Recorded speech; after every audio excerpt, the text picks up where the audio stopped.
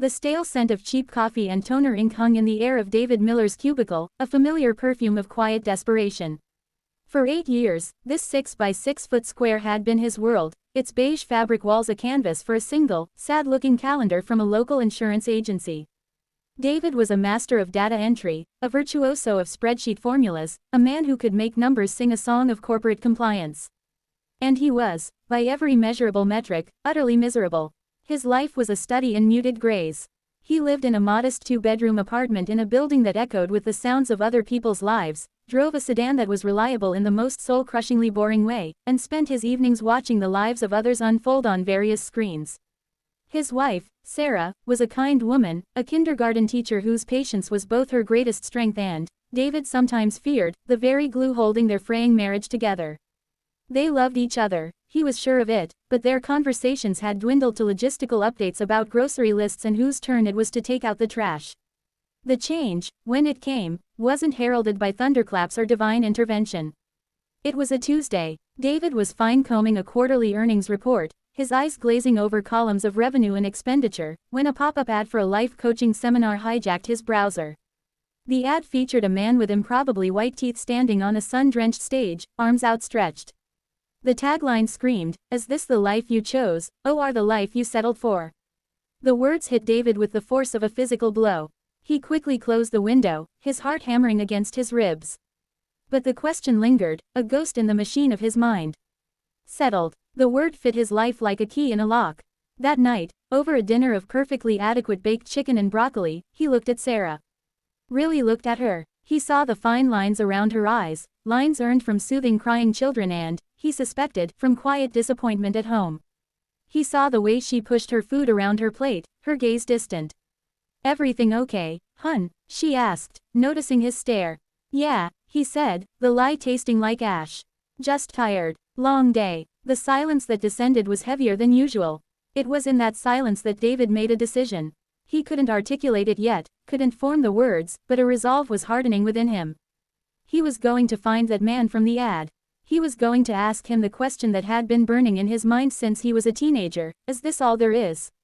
A week later, David found himself in a hotel conference room that smelled of industrial carpet cleaner and ambition. The man on stage was Marcus Thorne.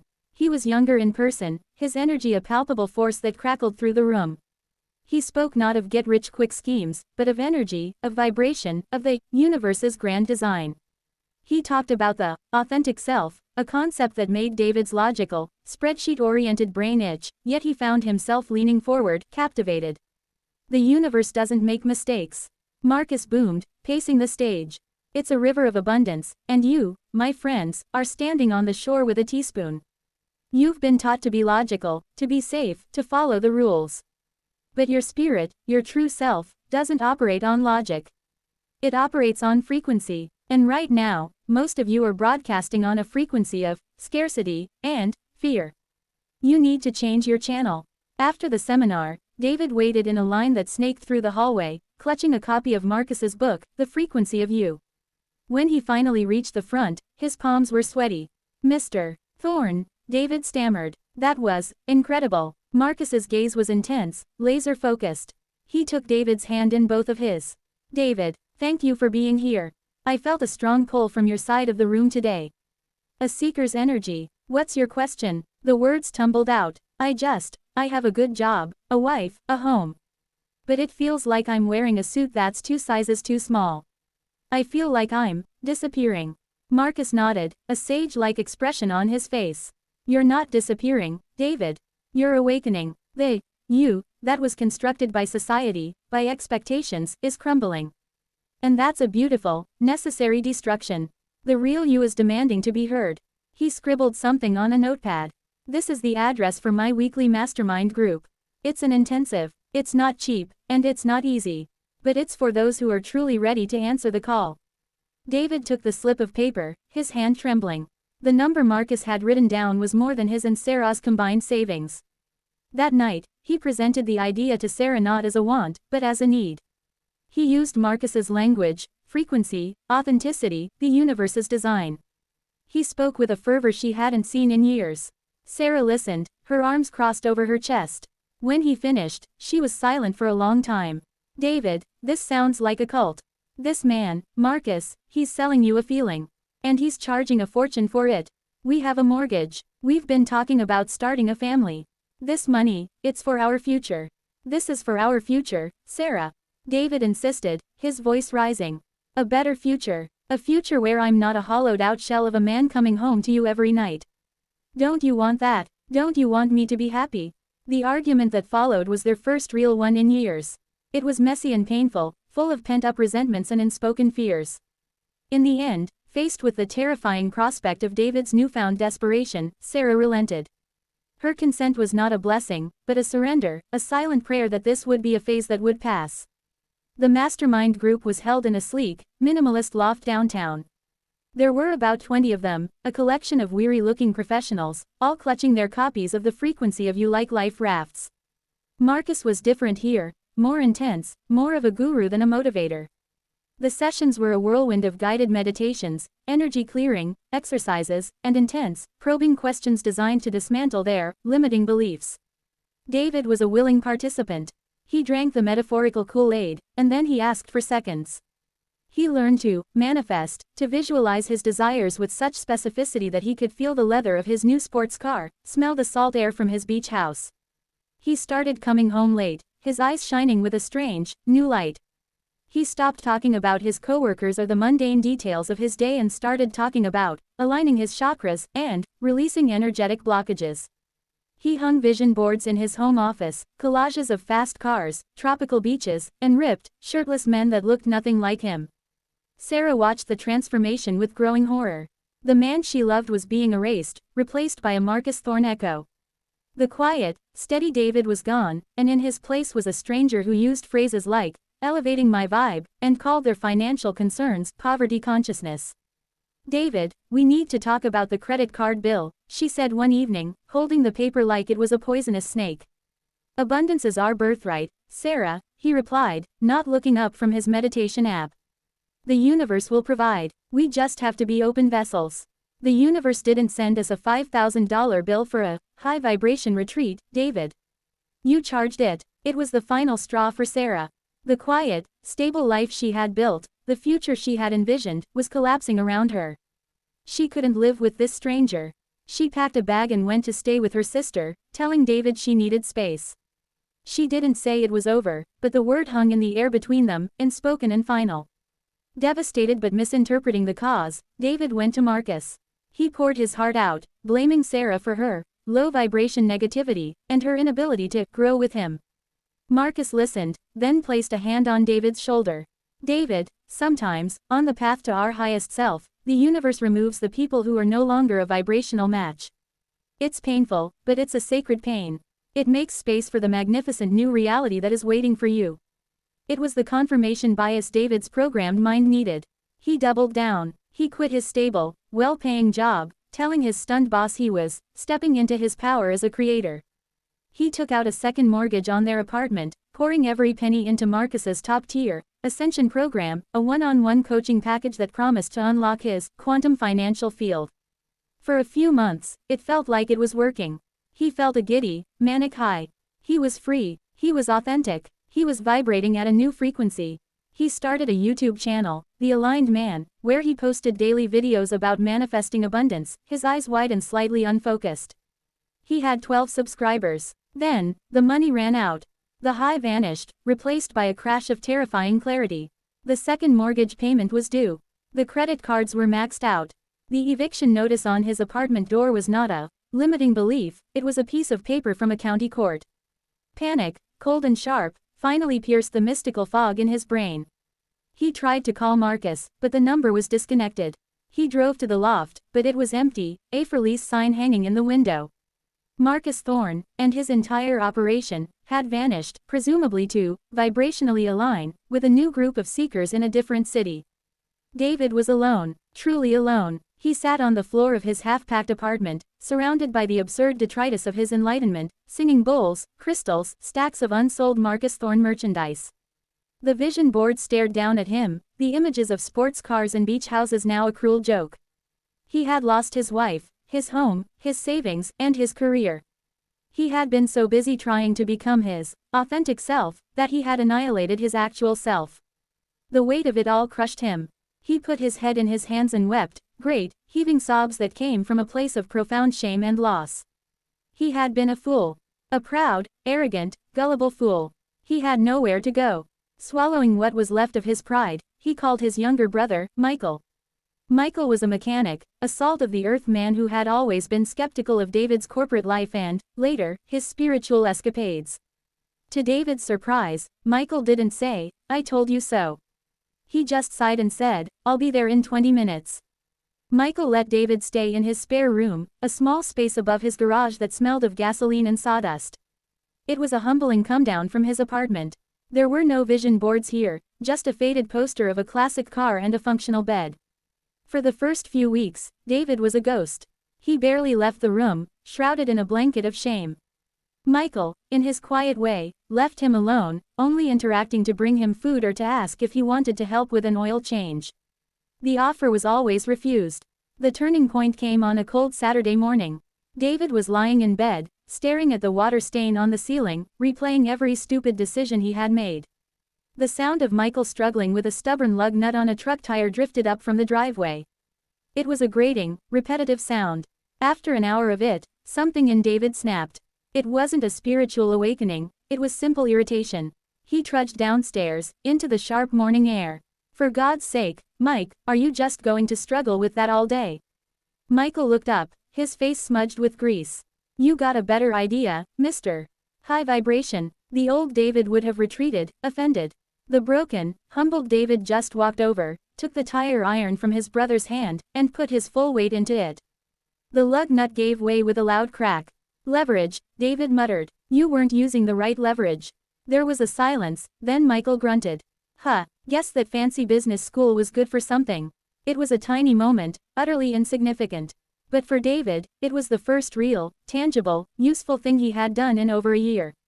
He hadn't manifested it. He hadn't vibrated it into existence. He had used physics and a bit of frustrated force. He started helping Michael more after that. He was terrible at first, all thumbs, confusing a wrench for a socket.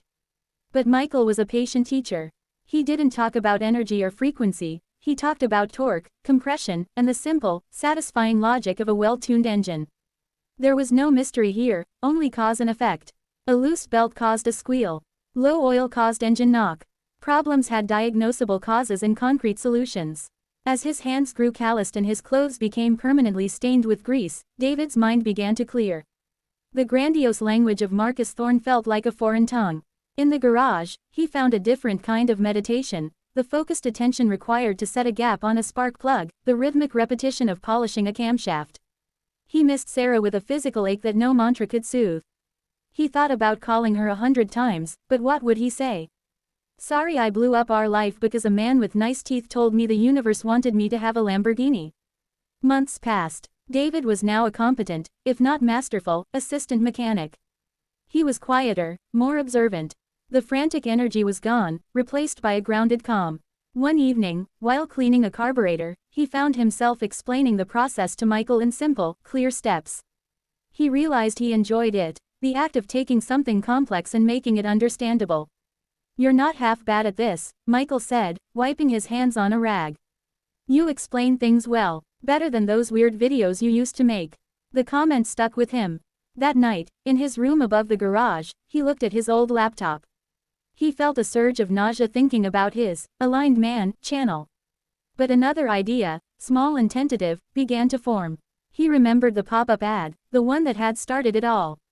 He remembered the slick, empty promises. He thought about all the other people out there, feeling that same quiet desperation, who might be vulnerable to a Marcus Thorne. He didn't want to be a guru. He never wanted to touch that word again. But what if he could be the opposite? What if he could talk about his failure? Not as a shameful secret, but as a cautionary tale. What if he could talk about rebuilding a life not through manifesting, but through manual labor, through humility, through the simple, unglamorous act of showing up? With a deep breath, he opened his laptop. He created a new YouTube channel. He called it The Rebuild. The name had a double meaning. It was about the cars he worked on with Michael, and it was about his life. His first video was terrifying to make. He set up his phone on a tripod in the garage after hours. He didn't use fancy editing, music, or graphics.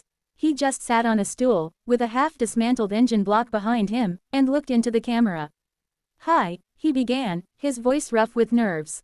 "My name is David Miller. About a year ago, I had a wife, a home, and a good career. And I threw it all away because a man convinced me I wasn't vibrating at the right frequency." He told his story, the whole story, the misery, the seminar, the mastermind group, the vision boards, the second mortgage, the eviction, his wife leaving. He didn't paint himself as a victim. He took full responsibility for his own gullibility, his own arrogance, his own neglect of the people who loved him. He talked about the shame of living in his brother's garage, and the surprising peace he found in learning an honest trade. He ended the video by holding up a greasy spark plug. "This," he said, "this doesn't care about my frequency. It either works, or it doesn't. The gap is either correct, or it isn't. There's a comfort in that. A truth. I'm not here to tell you how to live your life. I'm just here to say, be careful who you listen to. And sometimes, the answer isn't in becoming a new person. It's in coming back to the person you always were, and just fixing what's broken." He uploaded the video and didn't look at it for a week. He was sure it would disappear into the void, seen by no one. When he finally gathered the courage to check, his jaw dropped. The video had 50,000 views. The comments section was filled with hundreds of people sharing similar stories. "This happened to my dad. I almost signed up for one of those programs. Thank you for your honesty. You put into words exactly what I've been feeling." He had stumbled into a truth he never intended to find. His greatest value wasn't in his success, but in his catastrophic, humiliating failure. He kept making videos. He shifted the format slightly, blending his story with practical, how-to-car repair guides. He'd talk about rebuilding a transmission while weaving in metaphors about rebuilding trust, or he'd explain a brake job while discussing the importance of knowing when to slow down in life. It was genuine. It was useful. It violated none of YouTube's policies because it was neither manipulative nor deceptive. It was one man sharing his hard-earned lessons and a practical skill. The rebuild grew steadily. It wasn't a viral explosion, but a slow, organic gathering of a community. People appreciated his lack of pretense, his humility, his focus on tangible results over mystical promises. 6 months into the channel's life, he was filming a segment on changing oil when the bell on the garage door chimed. Michael was out front, so David kept working, explaining the importance of using the correct oil weight for your vehicle's engine. He heard footsteps behind him. "Just a minute, I'm almost done with this take," he said, without turning around. "David." He froze. The voice was soft, familiar, and it sent a jolt through his entire nervous system. He slowly turned around. It was Sarah. She stood there, silhouetted in the garage doorway, looking older and more beautiful than he remembered. Her eyes were cautious, but they held none of the anger he expected. He fumbled to turn off his camera. "Sarah, hi, I saw your videos," she said, her voice trembling slightly. "A friend of mine sent me a link," she said. "Doesn't this guy look like your ex-husband?" David's heart sank. "I'm so sorry, Sarah. For everything. I was an idiot. A selfish, monumental idiot." "You were," she agreed, but her tone wasn't cruel. It was matter of fact. "I watched them all. From the first one. I cried. I was so angry at you all over again. But then, I kept watching. I saw you. Not the guy from the seminars, not the aligned man. I saw you. The you I fell in love with, who was smart and kind and humble. I saw you getting calluses and admitting you were wrong. I saw you helping Michael. I saw you become real again." Tears welled in David's eyes. He didn't try to stop them. "I lost everything, Sarah. And I deserved to. But losing you was the worst of it. Every single day." She took a step closer, her eyes scanning his face, the garage, the camera on the tripod. This is good, David. This is real. You're helping people." "I'm trying to," he whispered. "I know," she said. She didn't move to hug him, and he didn't try to. The distance between them was still a vast, wounded space. But for the first time in years, it felt bridgeable. Can I come by again sometime?" she asked. "Maybe we could just talk." "Yes," David said, his voice thick with emotion. "Please, I'd like that very much." She gave him a small, tentative smile, then turned and walked away. David stood in the quiet garage, the scent of oil and gasoline filling his lungs. He looked around at his life, the messy, greasy, imperfect, but utterly real life he had built from the ashes of the one he'd destroyed. It wasn't the life he had tried to manifest on a vision board. It was better. It was true. He picked up a wrench, feeling its solid, dependable weight in his hand. There were no miracles here, no secret frequencies. There was only the slow, patient, rewarding work of repair.